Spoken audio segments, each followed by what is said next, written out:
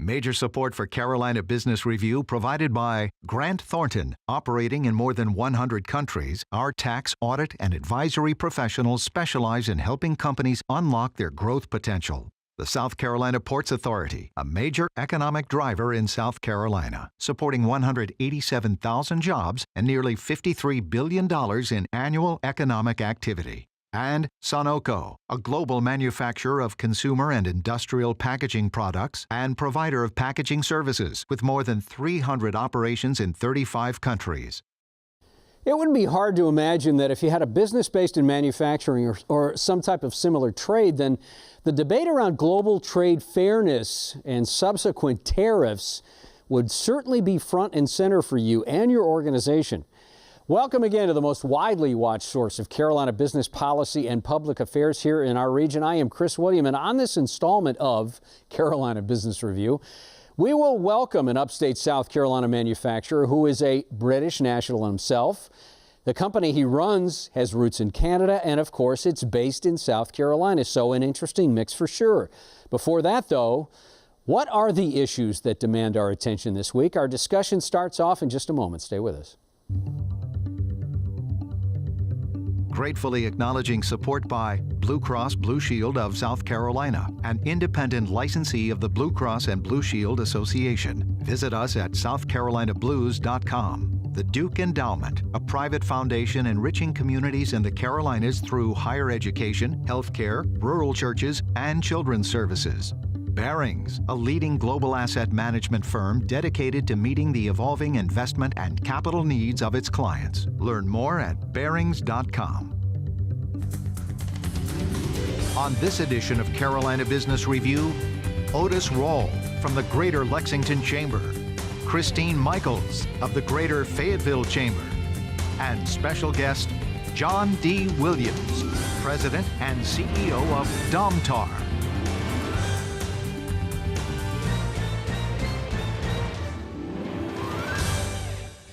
Hello, welcome back to our program. Thank you for supporting it. Odie, welcome back. Good to have you. Christine, good to see you, too. Thank you. Otis, so, you know, it's ironic that at the taping of this program and the airing of this program is almost exactly 3 years to the date that the Midlands, Richland County, Lexington County, the Midlands, Columbia, had sustained that epic, you call it biblical flooding of 20 inches of rain in some places. And it seems like here we are again with the same issue. So was Columbia and was the Midlands of South Carolina very, not overreacting, but clearly this last Hurricane Florence meant something to Columbia? Well, I think the people on the East Coast have gotten educated in the last couple years about flooding and all. And I know in Columbia, you know, you just never anticipate that much water coming in that short a time. And people didn't anticipate it from letting their pond dams down, and the rain was a real issue. But what created most of the concerns, and I think probably some in North Carolina too, is the rupturing of dams that overflow and destroy your roads and things of that. And I think we've got better at anticipating what the problems are going to be, and the weather forecasts have gotten a little bit better. And I think people are taking notice now, particularly in the Carolinas, that when they say it's going to be catastrophic, people move and they take care of what they've got to. But we're still recovering from that flood in 15. There's folks in the northeast side of Columbia that are still trying to build their businesses back, and it's a monumental task when you have that much damage and that many claims and just trying to work through it. And small businesses, I mean, some of them have not come back yet, Chris, just because they don't have the capital to be able to put back into their businesses. How does this flow over you? No pun intended, Christine, but you came in from Fayetteville, and Fayetteville was one of those spots in North Carolina, New Bern, Lumberton, Wilmington, and then Fayetteville. The Weather Channel was all over it. As you hear Otis talking about the impact on businesses, how do you characterize it? Well, it's almost the same thing for Fayetteville because, of course, Hurricane Matthew was 2 years ago. And we were still waiting to get some roads rebuilt and some structures, bridges, things like that rebuilt from that. And then here comes another one. But you're right, we were better prepared, I think. because there wasn't the soaking rain that came before Matthew, we didn't have as much catastrophic damage. Certainly Lumberton and Elizabethtown and Wilmington, I mean, our hearts go out to them. Fayetteville had a lot of damage, but it's not, I guess, as visible. We had a lot of roofs, a lot of AC units, a lot of lost work time. Is incredible. Most businesses I know lost 1 to 2 weeks worth of work time. Employees being stranded. The effects to agriculture were pretty huge. I live out in the country. I drive by and I see cotton fields that are still have standing water. So we know the impacts to agriculture is going to be huge. Some of the tobacco was able to be brought in, about a little over half the tobacco crop, they got it in before the storm hit. But you're still talking about some significant ag impacts. Fort Bragg, because part of it around Pope Airfield borders the Little River, which flooded. They've got $55 million of damage there. We've got $30 million of damage estimated in unincorporated Cumberland County, which doesn't even include the other municipalities, and almost 2,000 homes damaged. So we've got a lot of significant impact to people. But the businesses are responding good. Does this, you know, one of the things I think of is there was already a debate about, and Otis, I know you have some personal interest down on the South Carolina coast, Edisto and Colleton County and so on and so forth. And there's already been a debate, Christine, along the northern coast of North Carolina around, all right, so when storms come in and people build on the coast and have beach homes, who takes that risk? And if folks can't get insurance, I think there's around 30% or a third of the people actually have federal flood insurance, and the rest of them have to buy it on their own or out there. So, Otis, does this supercharge the dialogue about who builds, how we develop, et cetera, et cetera? I think that debate's been going on ever since I was in state government. And but does it change now?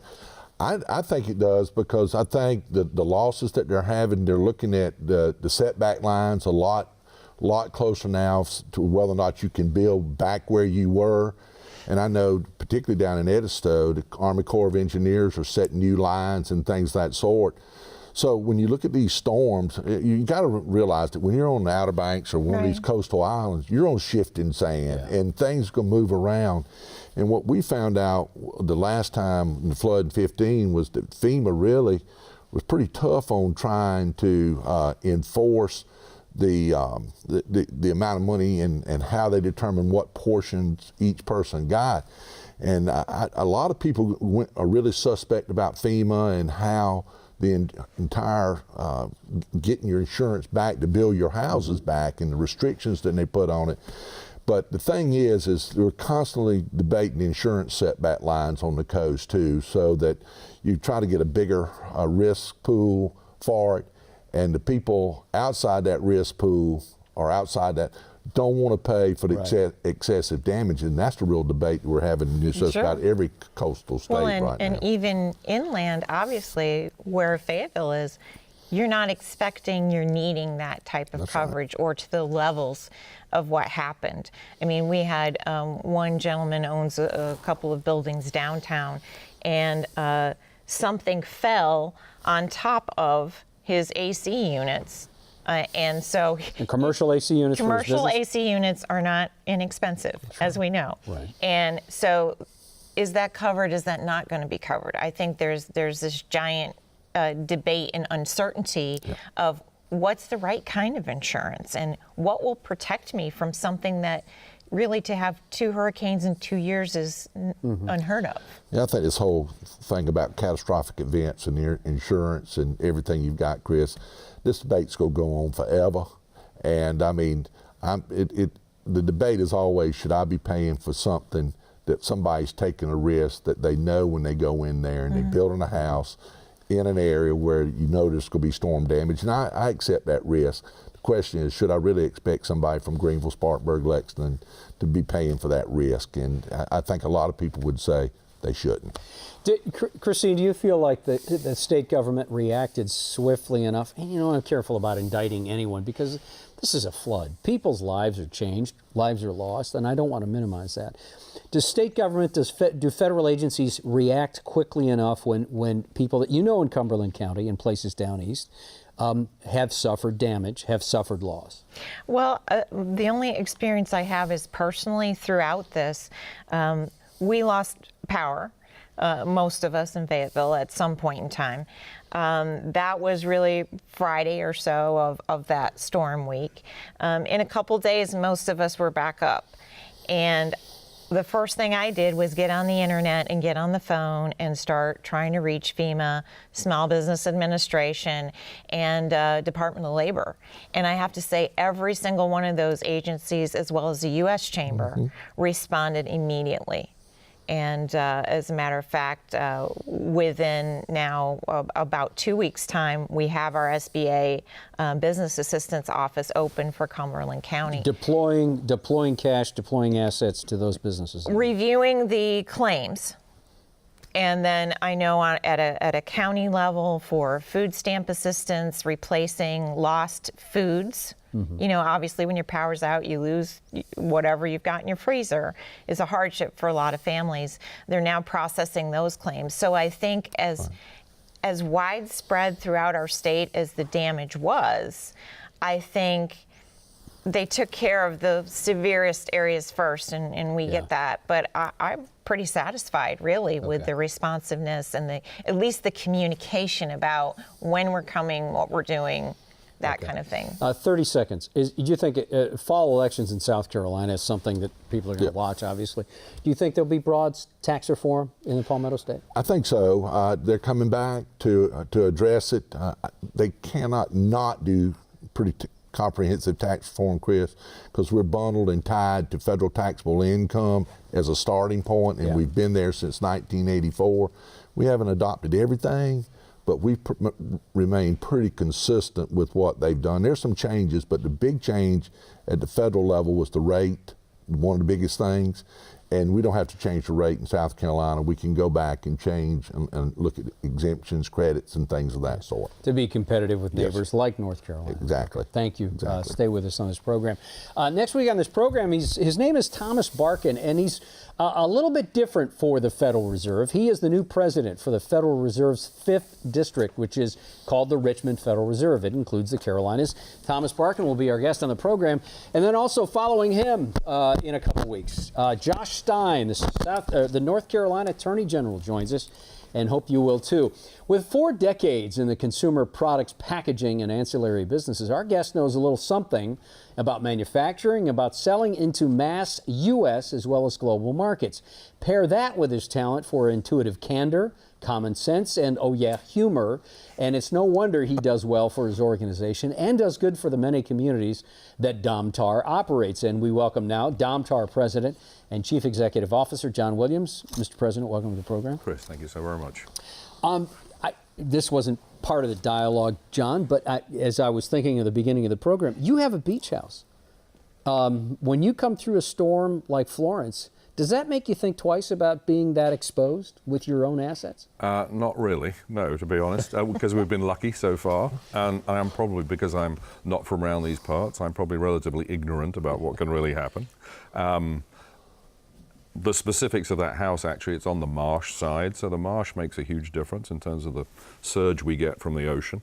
So actually, we've been in very good shape. But there's no second thought about having a place at the beach? Not really, other than the fact we haven't been there for 18 months because we're too busy. Okay. No. Good problem to have, I guess. So let's talk about the business. Domtar, almost a $6 billion manufacturer of packaging, pulp products. Lumber is your raw material. John, when, again, Hurricane Florence came blowing through the Carolinas, this directly impacts your raw material source. How does it reverberate out through your supply chain? How do you think about pricing? What happens to your strategy? Well, so let's take the assets that we have. So we have a large pulp mill up in Plymouth. We have a large paper mill that we call the Marlboro Mill, which is in Bennettsville in South Carolina. We have our largest diaper converting plant in Greenville, North Carolina. and we have a converting plant in Tatum in South Carolina. So if you put all that together, we've got several $1 billion invested in the Carolinas. If you look at what that means, as we knew the storm was coming, we shut all those assets. We sent everybody home. So there are two things we look at, really. The damage that's going to be done to the asset, and of course the safety of our people, which is the paramount issue. So we sent everybody home. Everything is now back up and running.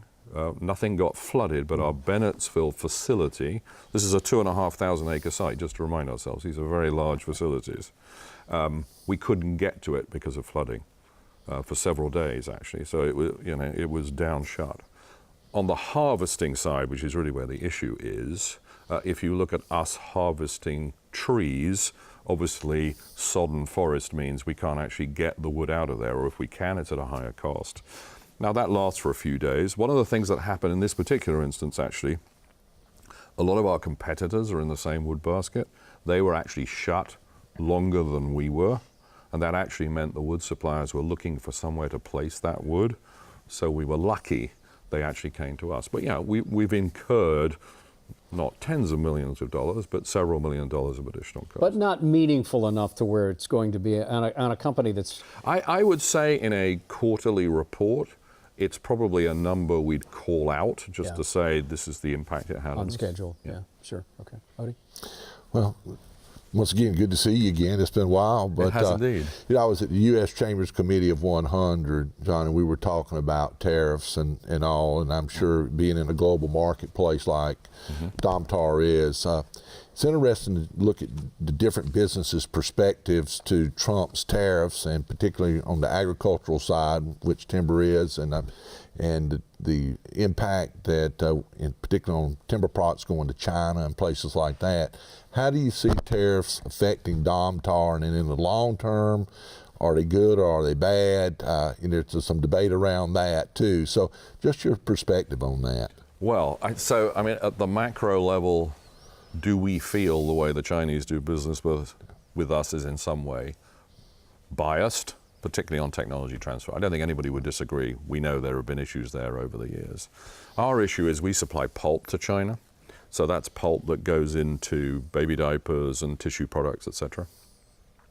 One of those grades is called fluff pulp. 95% of global fluff pulp actually comes out of the southeastern United States, as you would know, because we need loblolly pine. And loblolly pine only grows really in this area competitively. So that now has a 5% duty into China. I think we're all relatively comfortable that that's not really an issue for us because that's the global market. Southern softwood, however, now has a 10% duty on it. That's a smaller marketplace. That will probably have some implications over time, but I think at 10% it's in pretty good shape. Interestingly, Canada has now put duties on cut-size paper, which is something we sell. Not a lot, probably $50 million worth into Canada, but we have the largest paper mill in Canada, so there we're just reorganizing ourselves to actually make domestically. Which are traded in the New York and the Toronto Exchange. Does reporting in Canada make a difference? Doesn't make any difference. It's just where the asset's based. Yeah. Okay. All right. Christine? Actually. Well, and I'm particularly interested in water, which seems rather ironic because we're talking about flooding. You have rather and too like much of it currently. Exactly. But in our community, we're obviously facing issues about the wastewater that's coming out of mills and other production plants, and how do we maintain an adequate water supply, a pure water supply. And in reading about Domtar, I was impressed by the amount of reuses of water through the mill, how you're handling that wastewater coming out. And I thought maybe you could elaborate on putting in that type of environmentally friendly system. Certainly. So if you think about the history of our industry, we had a pretty poor reputation, I would say. We've been in business, by the way, 170 years this year. This is our 170th anniversary. And so this industry historically had been seen as people who were not good stewards of the environment, either from a forestry standpoint or from a waste standpoint. That's changed, I would say, dramatically, probably in the last 50 years. So the water we put back into wherever we draw it from is typically now purer than when we got it. So actually, we're actually improving that water, if that's the right word, as we move through. The other thing we obviously are trying to do, in fact, we're doing this across the business, Water is a cost, not in and of itself, but in terms of everything you need to process it. So the other question is, can we actually reduce the usage? So that's one of our key sustainability goals. So 2 ways of looking at this: reduce usage, and also make certain that what we put back into the systems is actually better than when we got it. Is that something? Is that a front you have to argue on? Because people will normally say, "Gosh, you got a paper mill." I remember Georgetown. You talk about Georgetown County. That paper mill was notorious. It smelled horrible down there. But paper mills, Duke Energy faces it around their coal ash. Some of the agribusiness and the waste that comes out of the agribusiness, people will not normally trust that you're actually cleaning it up. Is this an uphill battle for you all the time? I when would it comes say to sustainability? less than it used to be. I think there are two. I think you and I have talked about this before. But if you think about this, nowadays you have to assume everything is transparent. You can fly a drone over my mill and find out exactly what I'm up to, right? Therefore, we have to behave in ways that make certain we behave appropriately. Historically, I think sometimes companies saw this as a marketing issue. You know, I'll make a shiny brochure of trees looking glorious, and I'll tell the world, you know, I'm fabulous, and then I'll do all the bad stuff behind the veil. You can't do that anymore. Well, John, I thought it was real interesting with tax reform and how businesses are reacting to tax reform and the reduced rates and things of that sort. Some have given new awards to employees and all. How do you see Domtar taking the tax reductions as far as investing? Are y'all go invest in new products, new machinery, new equipment? What's the 5-year plan now based on tax reform for Domtar? That's a very interesting question. I would say we haven't seen tax reform as a catalyst to change the way we invest. Okay. We would see the way we invest being market opportunity driven and technology driven, i.e. are there new product streams, or can we produce more than, all right, well, now the tax treatment is different. Right. So actually, we haven't looked at it that way around. I mean, obviously it's helped our net earnings, but that's kind of by it's a hit. meaningful amount? When you look at that to say, well, tax reform, it actually was a bigger... Well, I think you have to think about actual rates of tax paid versus headline rates. So on actual rates of tax paid, you know, kind of given our tax position as a business, it's had a reasonable impact, but it hasn't been that dramatic, to be truthful. Yeah. I mean, no one's paying the headline rate. Well, is that because your machinery and equipment's a little bit older, depreciated out, and you just don't have precisely those? Okay, got it. Got it. Just a follow-up on a comment you made about putting your people's safety first. Bravo. Thank you. My question, though, is: are you finding an adequate labor force? And if not, what could we do to improve upon that? So there's a question. So if you take, other than the leadership, I think we do quite well.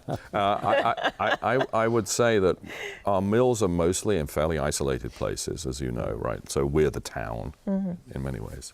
So that means locally, you know, several generations work for us. So at sort of the operator level, I don't feel an issue. Where we can sometimes struggle is what I would call it the more special jobs.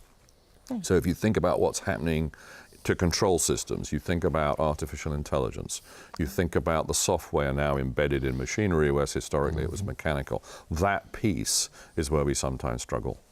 And if I'm being truthful, we also struggle to really, I think, manage diversity at the local level well. Because you can't find the talent?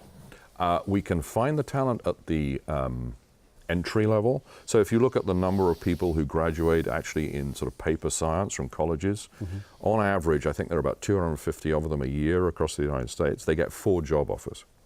They're very much in demand. Really? Well, because this industry has a demographic issue that we're mostly, you know, a lot of people are in their early 50s to mid 60s. So we can attract those people. The issue for me is to make sure we retain those people. And if you think about, you know, a young woman from a good university going to Ashdown, Arkansas, or Plymouth, North Carolina, we have to make sure that we're doing the right things to make sure that she is comfortable, you know, progressing through our business and getting the opportunity she needs. We have to be deliberate doing that. I'm sorry, Jim. We've got about a minute left, and I want to come back to something Otis asked you about trade and tariffs. Sure. You know, there's the back and forth, and there's the actual debate and what happens and how trade changes in how tariffs get implemented, John. But are you concerned, as a watcher, but as a participator, that this trade tariff business can get out of hand? I think it can obviously get out of hand, yes. So I'm nervous about that. I'm more nervous that the idea of bringing manufacturing jobs back could be a bit of a myth. One of the reasons being, this is a generation that grew up in the 50s. I was part of that generation, 50s, 60s, 70s. Right. Boom time, manufacturing, dad worked, mum stayed at home. I think there's a bit of a myth that we can somehow recreate that on a social level. That's not going to happen. These jobs have all changed. Yeah, you know what? I wish we could chase that one down with you, but of course, out of time. Thank you, John. Nice to see you. Pleasure. Lovely to see you. Fingers crossed for your beach house for you. Thank you so much. Show up there sometime. Good to see you. Thank you. Thank you. Christine, welcome. And of course, our prayers and best hopes for Cumberland County, Fayetteville, et cetera, et cetera. Thank you, and all of our neighbors too. Yeah. Otis, always nice to see you. Thank Chris, you. good to see you too. Until next week, I'm Chris William. Hope your weekend is good, and certainly your business. Good night.